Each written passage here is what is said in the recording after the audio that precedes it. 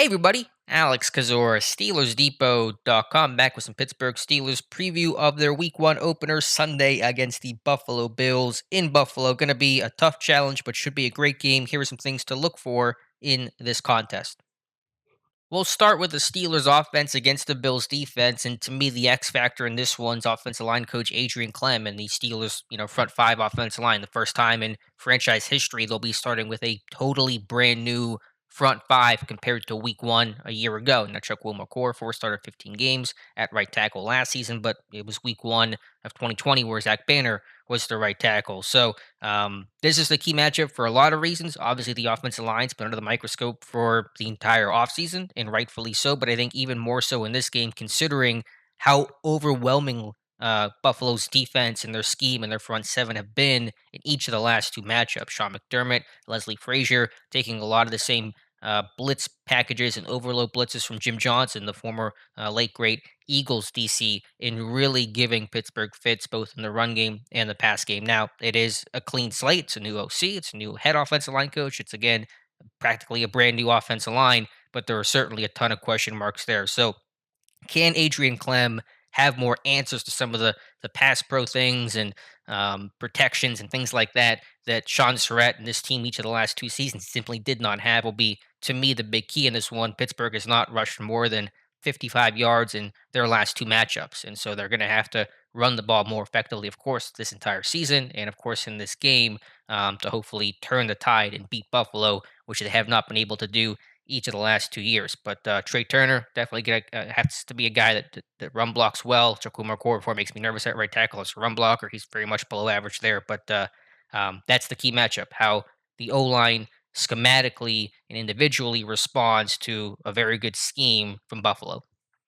Bills have a good defense overall, running a 4-3. Talent across the board. Some of the most active tacklers in football, and Trey Edmonds and Jordan Poyer. Not the tackles or the say all end all stat, but those are two very good players. They got Trey White, Teron Johnson, Jordan Poyer, and Micah Hyde's a really excellent safety tandem.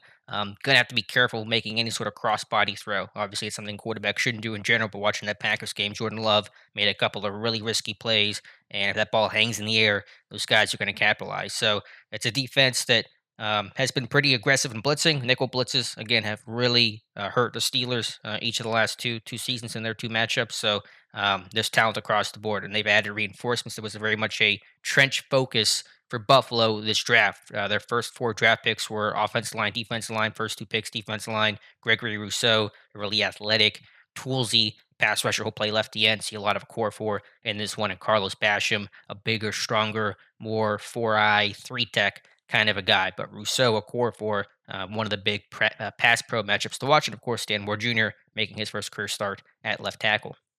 Flipping over to the Bills offense, and what a impressive attack it is for Buffalo. And the thing that makes me nervous in this one is Buffalo's going to pass the football a lot, and I think they're going to spread the field out and empty. If you watch that Packers game, the preseason tune-up game Buffalo had this season, their first 16 offensive plays, they were passing the football. 16 straight passes to begin that one. They ran empty, probably on maybe half of those, if not more, spreading the field horizontally. They have a ton of playmakers. Stephon Diggs, who just torched Pittsburgh in the second half of last year's game.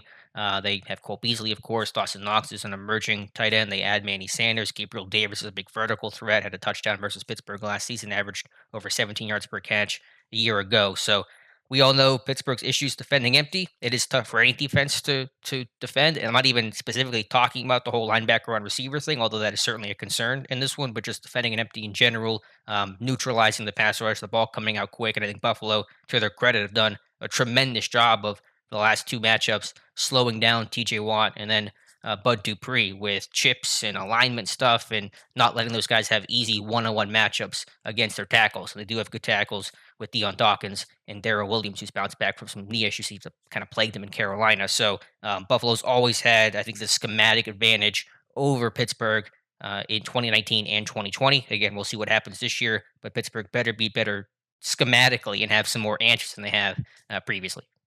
All right, I want to get straight to my prediction here, and I know fans probably won't like to hear it, but I think most fans understand this one. I have Buffalo winning this one 27-20. Playing in Buffalo is going to be tough. You know, Bills Mafia is going to be going insane, 70,000 plus. Couldn't have fans there last year, and Buffalo, the only home game they lost last season was to Kansas City. So in non Kansas City games at home, they were 9-0, have not lost at home against a non-Chiefs team since December of 2019. So it's an awfully tough place to play.